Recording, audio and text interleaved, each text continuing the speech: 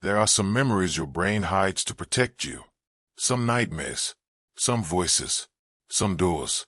And sometimes, those memories don't stay buried, because somewhere deep inside the human mind, there are things waiting to be remembered.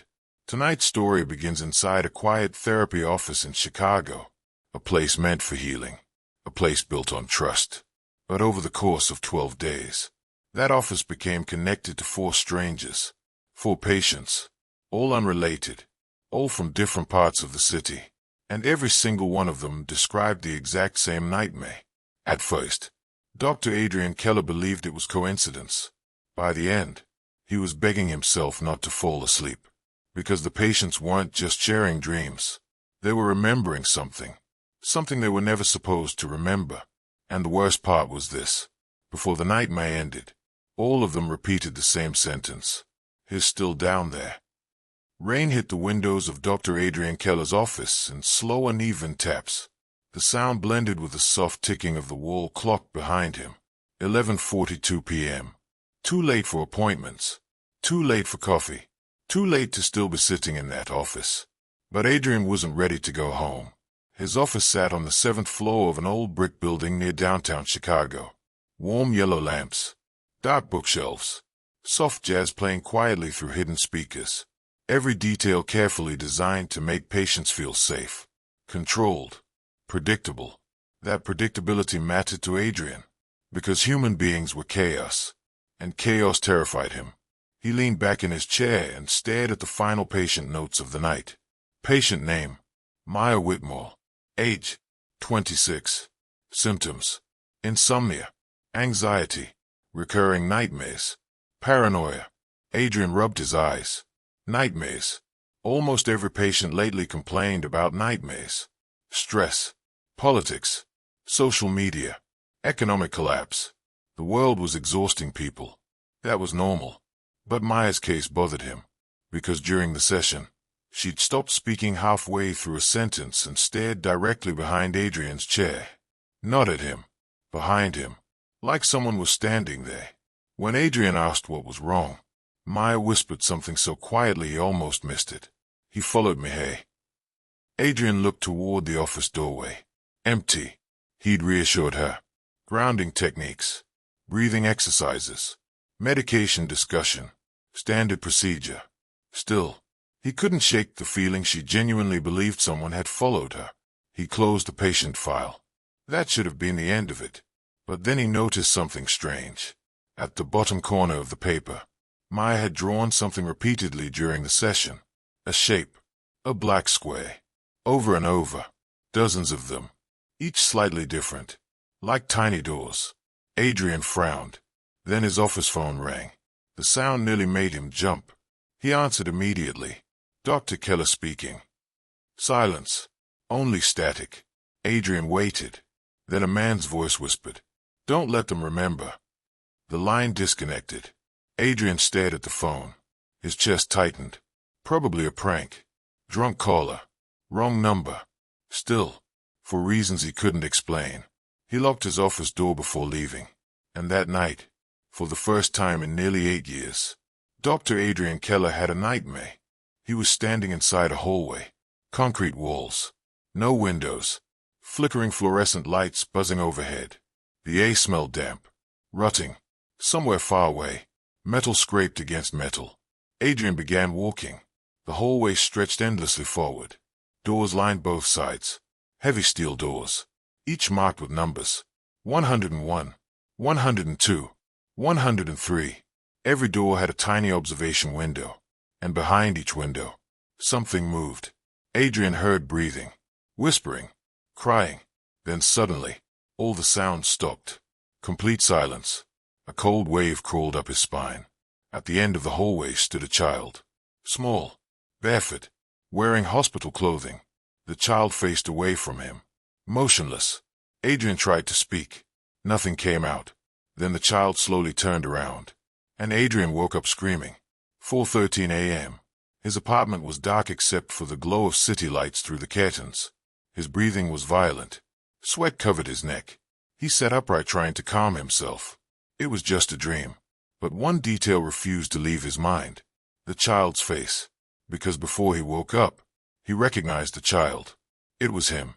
3 days later, Adrian met patient number 2, Elias Brooks, 41 years old, former paramedic, severe panic attacks, alcohol dependency.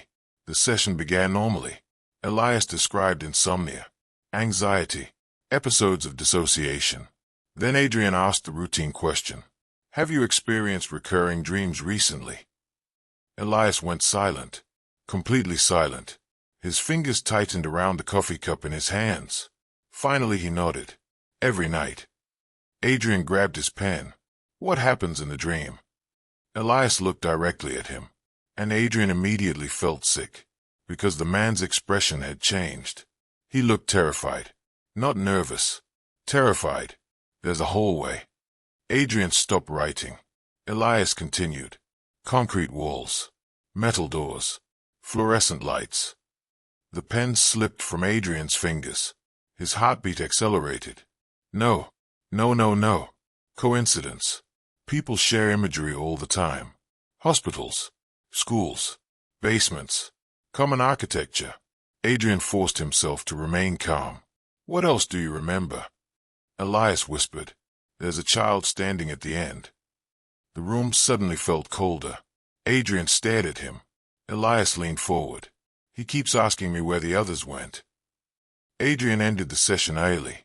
Professionalism disappeared. His hands shook while locking the office afterward, because Elias had described the exact same dream. Every detail. Even the child. That night Adrian searched through decades of psychological studies. Shared hallucinations. Mass trauma. Collective unconscious theory. Dream contagion. Nothing explained this. At 2:08 a.m., he finally opened his childhood records. Something he hadn't done in years. Adrian Keller. Adopted at age 8. History of childhood trauma. Temporary hospitalization following disappearance case. He froze. Disappearance case. He didn't remember that. He kept reading. But several pages were missing. Removed. Deliberately. And at the bottom of the final page, someone had handwritten a sentence in black ink. Memory suppression successful. Patient number 3 arrived during a thunderstorm. Her name was Lena Morales. 34. Elementary school teacher. She entered Adrian's office pale and exhausted. Dark circles under her eyes. Hands trembling uncontrollably. She refused water. Refused to sit near the windows. And before Adrian could even begin the session, she asked one question. "Have you ever dreamed about the basement?" Adrian's stomach dropped. He tried to hide his reaction. "What basement?" Lena stared at him. "The one under the hallway." Lightning flashed outside. For one brief second, Adrian could have sworn the office lights dimmed. Lena continued speaking rapidly. "I keep seeing doors. Children. Doctors. People wearing white masks." Her breathing became uneven. "And there's a woman without eyes." Adrian frowned.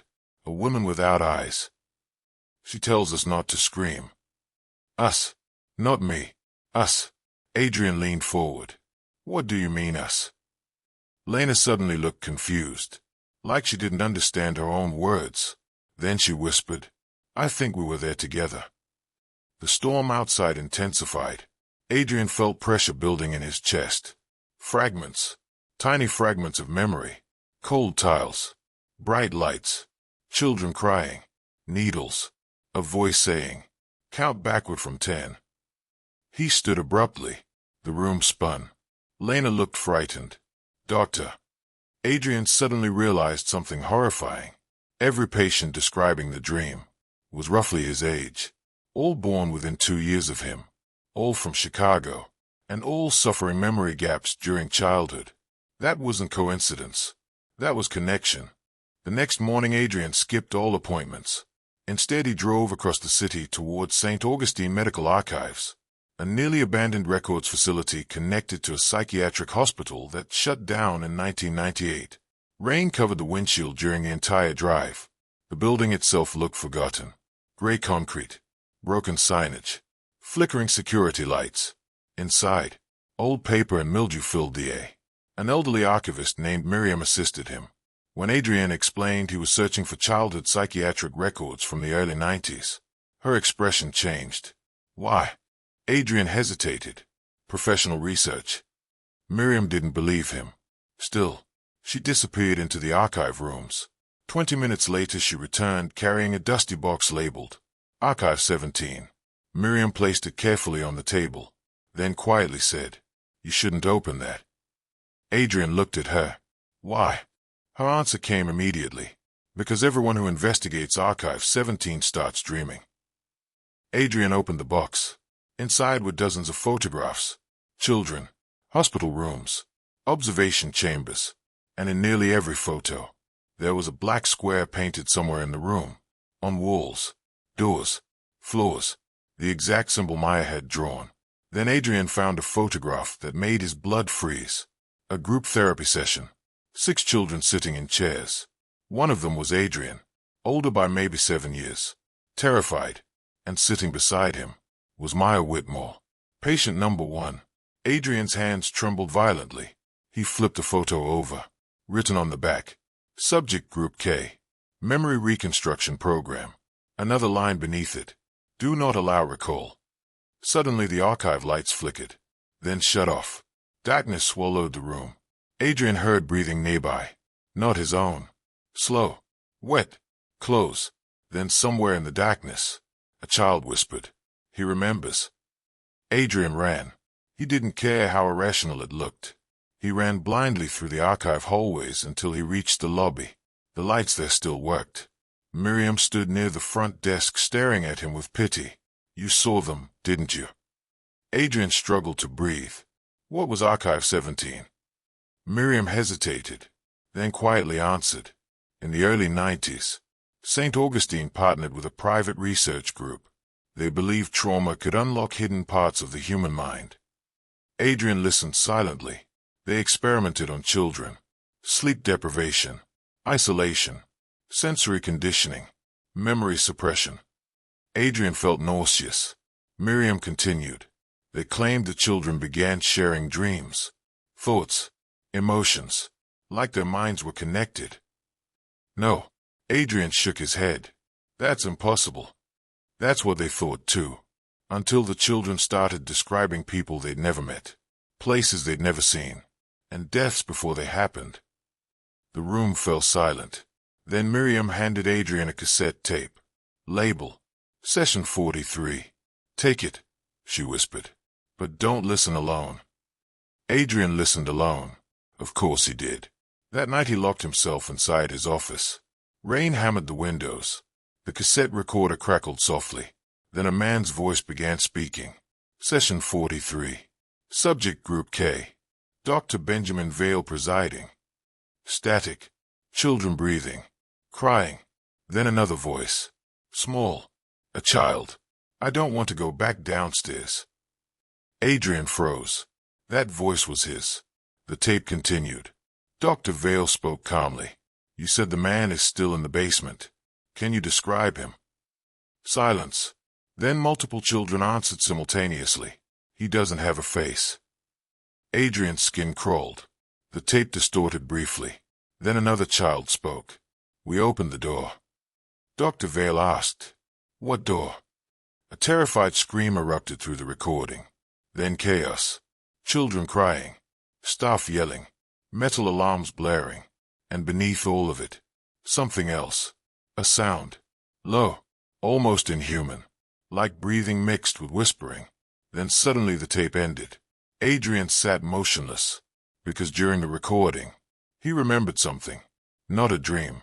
A real memory. A basement. A black door. And 6 children standing around it, including him. The next day Maya appeared outside Adrian's office unannounced. She looked worse than before. Sleep-deprived. Terrified. She immediately locked the office door behind her. "They're watching us." Adrian tried to stay calm. "Who?" "The people from the basement." Adrian showed her the photograph from Archive 17. Maya stared at it silently. Then tears filled her eyes. "I knew I recognized you." "What happened there?" Maya sat slowly. For several seconds she couldn't speak. Then finally, "They wanted us to remember things. Things before birth. Things outside normal consciousness. They thought trauma could open doors in the brain. Adrian whispered, "What did we see?" Maya looked directly at him, and Adrian immediately regretted asking. Something saw us first. Maya explained the dreams had started again 2 months earlier. First small fragments, then entire memories. Children trapped underground. Experiments. A hidden room beneath the facility. Room K. And inside that room, a black door. No handle. No markings. Just darkness. The doctors became obsessed with it. Maya whispered. They thought the children were hallucinating. Until one night, the door appeared in real life. Adrian stared at her. "What do you mean appeared?" Maya shook her head. "I don't know. But after that, people started disappearing." Suddenly someone knocked on the office door. 3 slow knocks. Adrian and Maya both froze. Knock, knock, knock. No voice. No movement outside. Only silence. Maya began trembling violently. "That's how they knock." Adrian approached the door carefully. Looked through the peephole. Nobody. But on the floor outside the office, someone had drawn a black square. Adrian finally found Dr. Benjamin Vale 3 days later. 81 years old. Living alone in a retirement facility outside Chicago. The man looked frail. Confused. Terrified the moment Adrian introduced himself. "You shouldn't have come here." Adrian sat across from him. "I need to know what happened in Archive 17. Vale's hands shook. "You already know." "No. I remember pieces. Not the truth." Vale stared out the window, then whispered, "We were trying to map collective consciousness. We believed trauma could synchronize neural patterns between children." Adrian listened silently. At first the children only shared dreams. Then they began sharing memories. Then thoughts. Vale's breathing became uneven. And then one child said there was someone else inside the network. Network. That's what we called it. The place their minds connected. Adrian felt sick. Vale continued. The children described the same entity. A faceless man standing behind a black door. Watching them. Was it hallucination? Vale looked at Adrian. For the first time. He appeared genuinely broken. "I don't know anymore." Then Vale said something that changed everything. One of the children opened the door. Adrian's chest tightened. What happened after that? Vale began crying. The children stopped dreaming, because they weren't asleep anymore. That night Adrian couldn't stop thinking about Vale's words. Not asleep anymore. What did that even mean? He returned to the archive alone, this time determined to uncover everything. Inside Archive 17, he discovered a hidden lower level beneath the main basement. A rusted elevator led downward. The power somehow still worked. As the elevator descended, Adrian felt pressure inside his ears. Like moving underwater. The doors finally opened. Concrete hallway. Fluorescent lights. Metal doors. Exactly like the dream. Adrian froze. It was real. Every detail. Every nightmare. Real. He moved slowly through the corridor. Room 101. 102. 103. Then he heard humming. A child humming softly somewhere nearby. Adrian followed the sound toward the final room. Room K. The door stood slightly open. Inside sat a young boy drawing black squares onto the floor with charcoal. The boy looked about 8 years old. Adrian's blood turned cold, because the boy looked exactly like him. The child slowly looked up, then smiled. "You took a long time to come back." Adrian stumbled backward. "No." The child stood. "You left us here. This isn't real." The room suddenly changed. Walls flickering. Voices echoing. Fragments of memory flooding violently into Adrian's mind. Children screaming. Doctors restraining patients. Needles. Experiments. And finally, the black door. Adrian remembered everything. During session 43, one child had suffered a psychological breakdown. That child claimed the black door was calling to him. The doctors wanted results, so they forced the children back into the shared dream state. And inside that state, the children found the door again. Only this time, it opened. Something came through. Not physically, mentally. A presence. a consciousness. It spread through the connected minds of the children like infection. Some children went catatonic. Others became violent. 2 staff members committed suicide. 1 child disappeared completely. Nobody ever found. The facility shut down within weeks. And every surviving child underwent memory suppression treatment, including Adrian. The child version of Adrian pointed toward the far corner of room K. "There's someone behind you." Adrian slowly turned and saw the black door, standing open. Darkness inside. Endless darkness. Then a voice whispered from within, "You remember now." The lights exploded. Darkness swallowed the room. Adrian heard breathing everywhere, whispers overlapping, dozens of voices speaking simultaneously. Then footsteps. Slow, approaching from inside the darkness beyond the door. Adrian couldn't move. Something inside his mind screamed at him to run. But another part wanted to look, needed to look. A tall shape slowly emerged from the darkness. Human. Almost. But wrong. Its face constantly shifted. Blurry. Incomplete.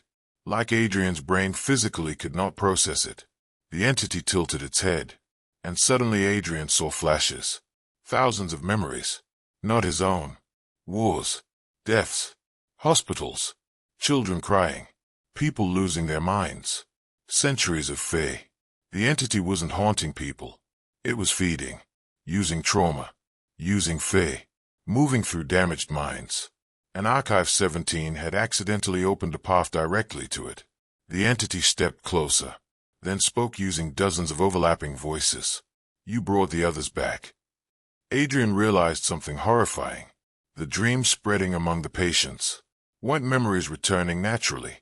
The entity was reconnecting them. One by one. 3 days later, all 4 patients disappeared. Maya, Elias, Lena, and another patient Adrian hadn't even realized was connected. Police assumed voluntary disappearance. Adrian knew better, because each apartment contained the same thing. A black square drawn on the wall. And one sentence. "The door is open." Adrian stopped sleeping completely. Every time he closed his eyes, he returned to the hallway, returned to room K, returned to the door. And each night, the entity came closer, until finally, on the 12th night, it spoke clearly. "Bring me more." Adrian understood then. The entity spread through memory, through trauma, through shared fear, like a psychological infection. And once remembered, it could not be forgotten. That realization destroyed him, because Adrian was a therapist. People trusted him. People told him their fears, their pain, their trauma. And now, he had become the perfect doorway. Chicago police recovered the final recording from Adrian Keller's office 11 days later. The office was empty. No signs of struggle. No blood. Only a cassette recorder still running beside his desk. The final audio begins with static. Then Adrian speaking quietly. "If anyone finds this, do not try to remember. Do not search for Archive 17. And if you begin dreaming about the hallway, stop sleeping immediately. They were never dreams. That place is real, and it learns through us." Then another voice appears. Not Adrian's. Deep, distorted, almost overlapping with itself. He opened the door. Adrian begins breathing rapidly. You can hear it too, can't you? Something knocks 3 times in the recording.